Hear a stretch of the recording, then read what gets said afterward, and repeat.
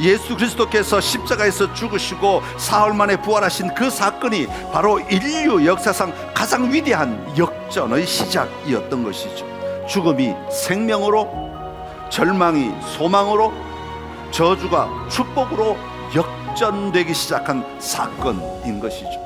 그리고 이 역전으로 예수님의 재림으로, 이 역전은 예수님의 재림으로 완성될 것이라고 성경은 계속해서 우리에게 말씀하고 있습니다. 오늘은 이사야 오늘 마지막 시간입니다. 10번째 시간으로 오늘은 역전이라는 제목으로 같이 말씀을 나눕니다. 저는 사실 야구를 잘 모릅니다. 운동을 경기 규칙도 잘 모르고 흘러가는 것도 잘 모릅니다. 그러나 대전에 살다 보니까 자연스럽게 이 한화 얘기를 참 많이 듣습니다. 한화에 대한 저의 큰 의문이 하나가 있었습니다. 왜 팬들은 한화가 저렇게 늘 하위에 머물러 있는데도 저렇게 열정적으로 응원할까 하는 것이었습니다. 10위하고 9위를 몇 번씩 하고 8위를 하고 뭐 이러는데도 늘 열정적으로 응원하는 겁니다. 하나팬은 말하기를 야구는 보는 것이 아니라 견디는 거랍니다.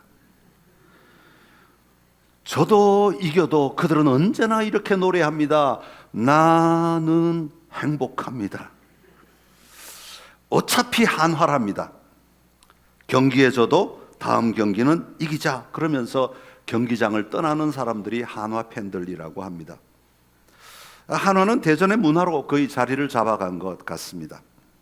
왜 한화 팬들이 끈기 있게 이렇게 응원할 수 있을까 가만히 생각을 해 보았습니다. 물론 지난 10월 1일에 SSG와의 경기에서 9회 말 2사에 분명히 이길 줄 알았는데 두 번의 홈런을 맞고는 역전패를 하더라고요. 물론 그런 경우도 있었지만 올해 하나는 전체 게임 중에서 역전승을 한 경우가 54%나 된다고 합니다. 1위를 한 LG는 역전승을 한 경우가 40%밖에 안 되는데 LG는 역전승을 한 경우가 모든 팀 가운데 최고로 54%나 된다고 하는 거죠. 그러니까 다른 팀들보다 역전승을 하는 경우가 훨씬 더 많다라고 하는 겁니다. 그래서 아마 팬들이 한화를 가리켜서 지고 있어도 질 것 같지 않은 팀, 끝날 때까지 끝난 것이 아닌 팀이라고 부르는 것이 아닐까 그렇게 생각하고, 어쩌면 이런 요소들이 한화의 팬들로 하여금 그 끈을 놓지 못하게 만드는, 열정적으로 끊임없이 응원하게 만드는 힘이 아닌가 그런 생각을 해보았습니다. 제가 왜 잘 알지도 못하는 야구 이야기로 시작하는가 하면, 오늘 우리가 함께 나누게 될 이사야 65장 66장은 성도의 삶에 완전한 역전이 일어나게 될 것을 분명히 말씀하고 있는 대목이기 때문입니다. 사실 이 역전은 이미 시작되었습니다. 예수 그리스도께서 십자가에서 죽으시고 사흘 만에 부활하신 그 사건이 바로 인류 역사상 가장 위대한 역전의 시작이었던 것이죠. 죽음이 생명으로, 절망이 소망으로, 저주가 축복으로 역전되기 시작한 사건인 것이죠. 그리고 이 역전으로 예수님의 재림으로, 이 역전은 예수님의 재림으로 완성될 것이라고 성경은 계속해서 우리에게 말씀하고 있습니다. 이사야가 본 새 하늘과 새 땅은 바로 그리스도 안에서 이미 시작되었고 지금도 그 완성을 향해 나아가고 있는 하나님의 나라를 우리에게 분명히 보여주고 있는 장면입니다. 바로 그 하나님의 나라가 오늘 겪는 연약함이나 부족함에도 여전히 우리가 열정적으로 그 끈을 놓지 아니하고 앞을 바라보며 신뢰하며 의지하며 살아갈 수 있도록 만들어주는 힘의 근원이 되는 것입니다. 오늘도 하나님 나라의 삶을 살아가고 있는, 끝날 때까지 결코 끝난 것이 아닌 삶의 여정을 걸어가고 있는 여러분의 삶에 하나님이 가져다 주실 놀라운 승리의 삶을 소망하며 살아가시는 은혜가 있기를 간절히 기원합니다. 오늘 본문에서는 여호와 하나님이 가져오실 새로운 삶을 가리켜서 새 창조라고 부르고 있습니다. 17절에 보면 보라 내가 새 하늘과 새 땅을 창조한다 그렇게 말합니다. 18절에도 너희는 내가 창조하는 것으로 말미암아 그렇게 시작합니다. 그리고 내가 예루살렘을 즐거운 성으로 창조한다 라고 말씀하고 있습니다. 반복하여 3번씩이나 창조한다 창조한다 창조한다라는 말을 사용하고 있죠. 여기서 창조라는 말은 창세기 1장 2장에 나오는 창조와 같은 단어입니다. 창조라는 말은 하나님께서 전능하신 말씀과 뜻으로 세상을 아무것도 없는 것에서 무엇인가를 만들어내는 행위를 창조라고 말씀하시는 거죠. 그러니까 오늘 뭔가를 있는 것을 보고 창조를 상상하는 것이 아니라 아무것도 없는 것에서 하나님은 창조하시는 분이시다라는 것을 먼저 우리는 분명히 기억해야 합니다. 우리는 흔히 우리 자신들을 가리켜서 나는 창조적인 사람이야 라는 말을 종종 쓰지요. 그러나 그것은 새로운 생각, 새로 신선한 아이디어를 말하는 거지 없는 것에서 만들어내는 것을 이야기하지 않는다. 우리는 인간은 현재 뭔가 행위를 할 때 창조적 행위를 한다고 할 때는 뭔가 있는 것을 바꾸어서 변형해서 아니면 더 뭔가 보태가지고 뭔가를 만들어낼 때 창조적이라고 말을 하죠. 그러나 하나님이 사용하시는 이 창조라는 말은 아무것도 없는 것에서 전혀 보이지 않는 것에서 아무것도 없는 공허함 그 자체에서 하나님은 놀라운 이 땅을 만드시고 사람을 만드시고 이 하늘과 땅을 만드시는 분이시다 라고 하는 것을 말하고 있는 겁니다. 그러기에 오직 여호와 하나님만이 창조주가 되시고 이 하나님이 놀라운 창조의 역사를 다시 일으키시는 것은 전혀 문제가 되지 않는다라는 것을 오늘 성경은 우리에게 말씀하고 있는 겁니다.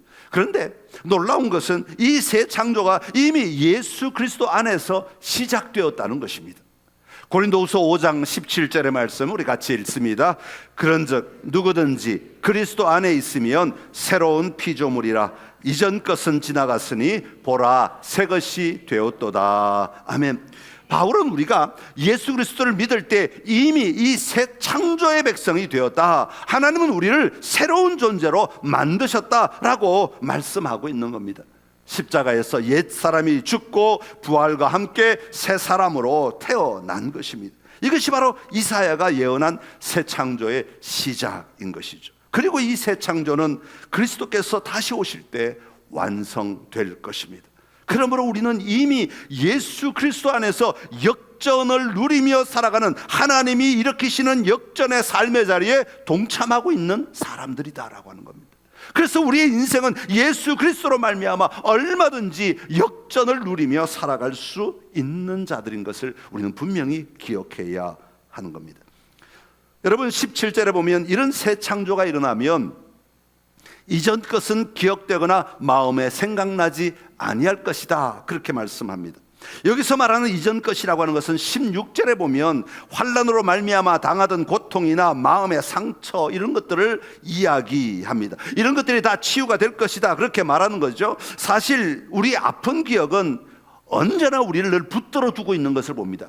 우리가 좀 뭔가를 새로운 걸 하려고 해도 그 아픈 기억이 우리의 뒷다리를 붙들고 있어. 우리 바짓가랑이를 붙들고 있어서 앞으로 나아가지 못하게. 우리가 뭔가를 놀라운 일을 도전하고 싶어도 옛날에 그 실패했던 기억이나 어려운 기억들이 우리의 바짓가랑이를 붙들고 있어서 우리로 하여금 도전하지 못하게 만드는 일들이 얼마나 많이 있는지 모릅니다. 그러나 새 창조가 일어나면 우리의 이 사고 구조, 우리의 삶의 방식이 바뀌어지게 되는데 과거가 우리를 이끌고 가는 것이 아니라 미래가 우리를 이끌고 가게 될 것이다 라고 하는 거예요. 다시 말하면 과거의 고통이나 아픔이나 상처가 우리를 여전히 끌고 가는 삶이 아니라 이 새 창조가 일어나면 예수 그리스도를 믿음으로 말미암아 우리는 하나님이 회복하실 그 회복, 하나님이 완성하실 그 새 나라가 우리를 이끌고 가는 삶이 되어야 한다 라고 말씀하고 있는 거죠. 그러니까 우리 그리스도인은 우리의 삶을 맡기며 살아갈 때 이 맡기는 것 자체가 달라지는 거예요. 우리 안에 일어나는 분노나 원한이나 아픔이나 괴로움이나 고난들이 우리를 계속해서 이끌어가는 삶이 아니라 하나님이 회복시키시고 하나님이 가져다 주실 자유와 기쁨들이 우리를 이끌고 가는 삶으로 살아가는 자들이 바로 그리스도인이어야 하는 것입니다. 예수 그리스도를 믿으심으로 말미암아 새로운 피조물이 된 우리의 삶에 하나님으로 말미암는 역전의 삶이 여러분의 삶의 자리에 계속 일어나 그것이 여러분을 이끌어가는 삶의 능력이 되기를 간절히 기원합니다. 자, 이처럼 하나님께서 우리의 기억을 새롭게 하실 때 우리 안에 일어나는 가장 아름다운 역전의 삶을 두 가지를 소개하는데, 그 첫 번째가 뭐냐면 기쁨이라고 말합니다. 18절과 19절의 말씀인데 우리 한번 읽어보겠습니다. 시작. 너희는 내가 창조하는 것으로 말미암아 영원히 기뻐하며 즐거워할지니라. 보라, 내가 예루살렘을 즐거운 성으로 창조하며 그 백성을 기쁨으로 삼고 내가 예루살렘을 즐거워하며 나의 백성을 기뻐하리니 우는 소리와 부르짖는 소리가 그 가운데서 다시는 들리지 아니할 것이며. 아멘. 여러분, 성경에 보면 이 마지막 때가 갈수록 더 많이 강조하는 단어가 기쁨이라는 단어입니다. 지난주에도 제가 기쁨에 대해서 말씀드렸지만 이 더 많이 강조되는 단어들이 기쁨과 즐거움입니다. 여기도 보면 새하늘과 새 땅에는 영원한 기쁨이 일어날 것을 말합니다. 그 백성을 기쁨으로 삼으신다고 말합니다. 나의 백성을 기뻐하신다고 말합니다. 또한 영원히 즐거워한다고 말합니다. 예루살렘을 즐거운 성으로 창조하시겠다는 겁니다. 예루살렘을 즐거워하시겠다고 말씀합니다. 그러니까 오늘 본문에도 보면 기쁨, 기쁨, 기쁨, 즐거움, 즐거움, 즐거움 반복하여 세 번씩이나 반복하면서 앞으로 있게 될 새하늘과 새 땅의 모습을 소개하고 있는 겁니다. 여러분, 성경에서 세 번씩 계속해서 반복한다고 하는 것은 무슨 의미를 가지고 있냐면 완전하다는 뜻이에요. 3이라고 하는 숫자는 완전하다는 의미를 가지고 있습니다. 그러니까 새하늘과 새 땅의 모습에는 하나님이 다시 창조하시는 이 새 창조의 모습 속에는 완전한 기쁨과 완전한 즐거움으로 가득 차게 될 것을 우리에게 말씀하고 있는 겁니다. 시편 16편 11절의 말씀 같이 읽습니다. 주께서 생명의 길을 내게 보이시리니 주의 앞에는 충만한 기쁨이 있고 주의 오른쪽에는 영원한 즐거움이 있나이다. 아멘. 할렐루야. 여러분, 믿으십니까?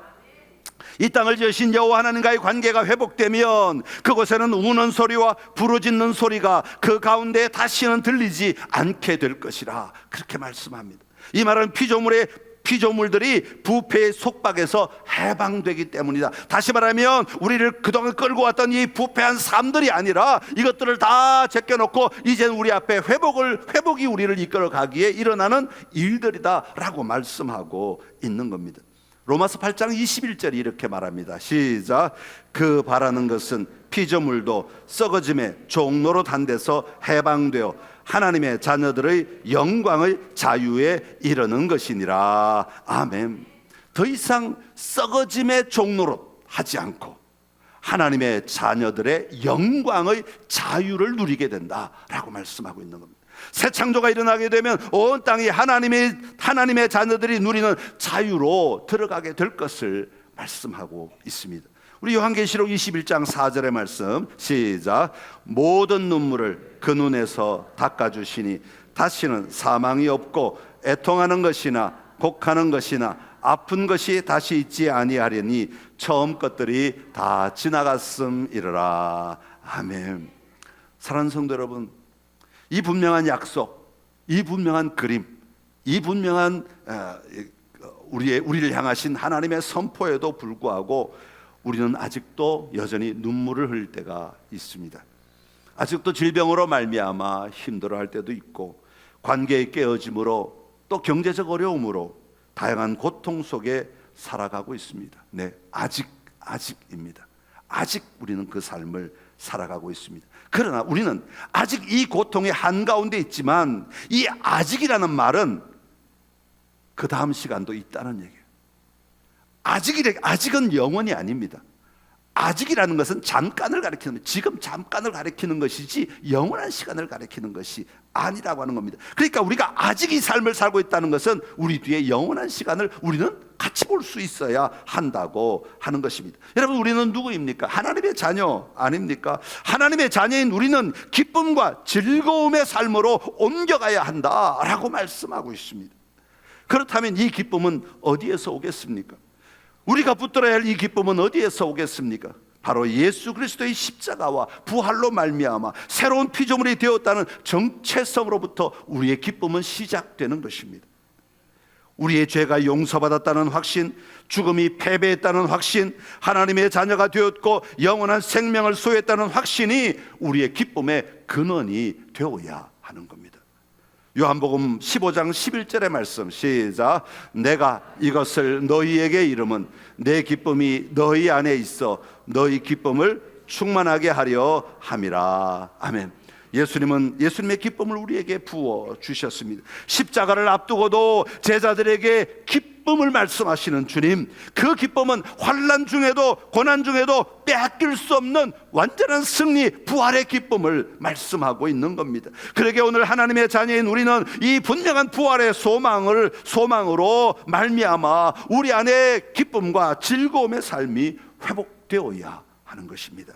하나님의 영으로 우리의 마음과 생각과 삶의 모습이 빚어져 갈 때 우리 안에는 이 기쁨이 충만하게 되어 있습니다. 기쁨과 즐거움은 우리의 정체성, 우리의 본성의 핵심이 되어야 하는 겁니다. 우리는 기쁨을 위해 살아가는 자들, 즐거움을 누리며 사는 자들, 이게 우리의 정체성이에요. 때로는 실수하고 때로는 넘어지고 때로는 어려움 가운데 힘들어하지만 그것이 우리의 정체성이 아니라 우리는 기뻐하고 즐거워하며 사는 것이 우리의 정체성이라는 것을 놓치지 말고 다시 회복하고 다시 붙들고 다시 누리고 다시 힘을 내어 살아가는 은혜가 우리 안에 있기를 간절히 기원합니다. 또한 하나님께서 우리의 기억을 새롭게 하실 때 우리가 누리게 될 역전은 예배라고 말씀합니다. 이사야 66장이 예배에 관해 말씀하고 있는데요, 우리 다 읽을 수는 없고 1절과 2절의 말씀만 다시 한번 읽어보겠습니다. 시작. 여호와께서 이와 같이 말씀하시되 하늘은 나의 보좌요 땅은 나의 발판이니 너희가 나를 위하여 무슨 집을 지으랴. 내가 안식할 처소가 어디랴. 나 여호와가 말하노라. 내 손이 이 모든 것을 지었으므로 그들이 생겼느니라. 무릇 마음이 가난하고 심령에 통회하며 내 말을 듣고 떠는 자, 그 사람은 내가 돌보려니. 아멘. 여호와께서는 하늘을 보좌로 땅을 발판으로 삼으신다, 그렇게 말씀하십니다. 그러니까 하늘에서도 존재하시고 땅에서도 존재하시는 초월하신 하나님이시다라는 것을 말씀하고 있는 것이죠. 그런 하나님을 향하여 우리는 집을 지어놓고 그 안에 하나님을 가두어 두고 있지는 않느냐, 그런 말입니다. 비교하고 있는 말이죠. 온 하늘과 온 땅에 충만하신 그 하나님을 우리는 이렇게 건물을 지어놓고 하나님을 여기다 가둬놓고 있지 않느냐. 이 안에만 하나님이 계시고 요 밖에 나가면 하나님이 안 계시는 그런 하나님으로 만들어 놓고 있지 않느냐 하는 거예요. 여러분, 우상을 섬기는 자들은 우상을 만들 때 신전을 만들지요. 그리고 신전을 만들어 놓고 그 신전 안에다가 우상을 모셔둡니다. 그리고는 그 우상이 신전 안에서 역할을 한다고 생각을 하고 그 신전에 나아가서 그 우상 앞에 절하게 되는 것입니다. 그 신전에 나올 때는 거룩한 척하지만 그 신전을 벗어나면 자기 마음대로 살아가는 것입니다. 왜냐하면 그 우상이 그 신전 밖에는 없다고 생각하기 때문에 그렇습니다. 마찬가지로 초월하신 하나님을 제대로 만나지 못하면, 어디에나 계시는 전능하신 하나님을 제대로 만나지 못하고 알지 못하면 우리는 하나님을 성전 안에 가두어 두게 된다는 것입니다. 교회 안에 가두어 둔다는 말입니다. 더 나아가 자기 자신의 생각 안에 하나님을 가두어 둔다는 것입니다. 자기의 습관과 자기의 사고방식 안에 하나님을 가두어 둔다는 겁니다. 그래서 예배에 참으로 중요한 것이 무엇이냐? 오늘 본문이 말하는 것은 마음이 가난하고 심령에 통회하며 하나님의 말씀을 듣고 떨 수 있는 자여야 한다는 것. 이게 하나님을 예배하는 온전한 예배자의 삶이라고 말씀하고 있는 겁니다. 매일의 삶 속에서 하나님을 인정하고 하나님을 두려워할 줄 아는 삶을 통해 드리는 예배를 하나님이 기뻐 받으신다는 것이죠. 여러분, 하나님을 두려워할 줄 아는 것은 하나님의 말씀이 내 삶의 원동력이 되는 것을 말하는 겁니다.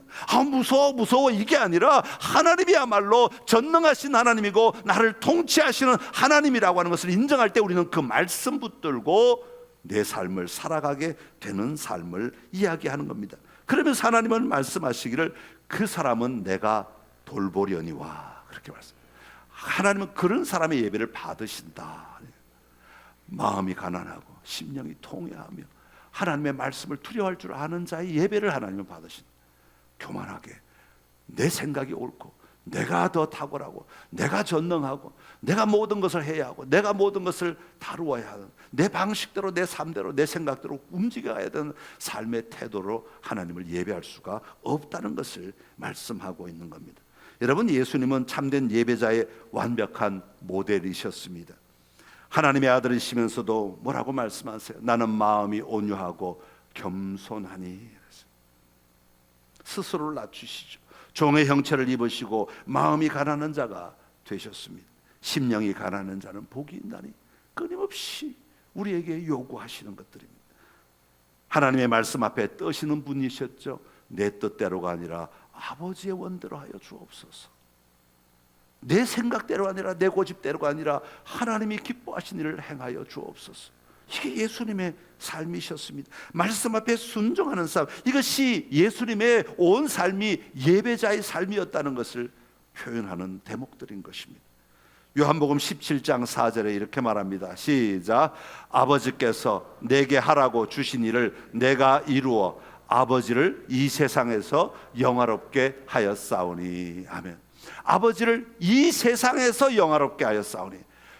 성전 안에서 영화롭게 한 것이 아니라 이 세상에서 영화롭게 하여서 내 모든 삶의 자리에서 내가 살아가는 모든 삶의 자리에서 하나님을 영화롭게 하였으니.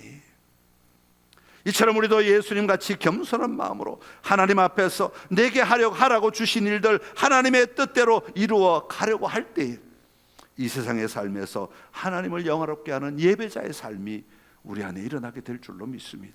하나님은 그 예배를 기뻐 받으시고 하나님은 그런 자들에게 마음을 두신다고 말씀하고 있는 겁니다. 사랑하는 성도 여러분, 살아가면서 혹시 희망을 잃어버리지는 않으셨습니까? 여러분의 기도가 응답될 것이라는 믿음이 혹시 사라지지는 않으셨습니까?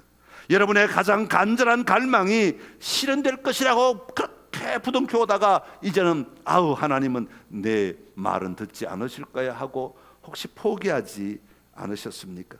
다 끝난 것 같아 두려우십니까? 뉴욕 매체 감독 요기 베어가 말한 대로 끝날 때까지 끝난 것이 아닙니다. 야구로 치면 여러분은 지금 몇 회에 머물러 있습니까? 몇 회의 삶을 살아가고 있습니까? 이미 9회 말 투아웃 상황이라 할지라도 역전의 시간이 남아있다는 걸 우리는 분명히 알아야 합니다. 이사야가 본 새하늘과 새 땅은 먼 미래 이야기가 아닙니다. 이것은 예수 그리스도 안에서 이미 시작되었고 그분의 재림으로 말미암아 이제 곧 완성될 하나님의 나라입니다. 십자가에서 죽으시고 부활하신 예수님, 그분이야말로 역전의 주인공이신 것이죠. 바로 그 예수님을 믿음으로 내 삶에 임한 역전을 우리는 분명히 바라보며 살아가야 합니다. 죽음을 생명으로, 저주를 축복으로, 절망을 소망으로 역전시키신 예수님의 일하심을 기억하고 살아가십시오. 그리고 앞으로 완성될 역전의 시간을 소망하십시오. 여러분의 삶에 그리스도께서 다시 오시는 그날, 눈물을 닦아주시고 모든 슬픔이 사라지는 그날, 이 소망으로 오늘을 살아가시기를 간절히 기원합니다. 그것이 다시 오실 예수 그리스도를 믿는 자들의 삶의 바른 태도인 것이죠. 분명히 새 창조, 분명히 새 하늘과 새 땅 우리에게 가져오실 것입니다. 마라나타, 주여 어서 오시옵소서. 그날을 소망하며 날마다 승리의 삶을 사는, 역전의 삶을 누리는 모든 성도들이 되시기를 간절히 기원합니다. 기도하겠습니다. 참 좋으신 우리 하나님 아버지, 우리를 자녀 삼아 주시고 이 땅의 절망의 삶에서 소망의 삶으로 역전을 누리며 살아갈 수 있게 하여 주시니 감사합니다. 세상은 여전히 몸부림치며 살아가는 삶의 자리이지만 우리를 하여금 새로운 소망을 가지게 하시고 하나님의 나라를 볼 수 있게 하여 주셔서 감사합니다. 이 역전의 삶의 자리에 우리가 이미 들어왔음을 기억하고 이 삶을 잘 누리며 끝까지 승리하는 우리의 삶이 되게 하여 주시옵소서. 아버지, 우리 안에 이 분명한 확신과 소망이 떠나지 않기를 원합니다. 하나님이여, 내 안에 이 확신이 나를 이끌어가게 하여 주옵시고 이 소망이 나로 하여금 인내하게 하여 주시옵시고 아버지여, 내가 마침내 주님 앞에 서게 될 그날까지 온전한 믿음과 소망으로 기뻐하며 살아갈 수 있도록 은혜 베풀어 주시옵소서. 예수님의 이름으로 기도드리옵나이다. 아멘.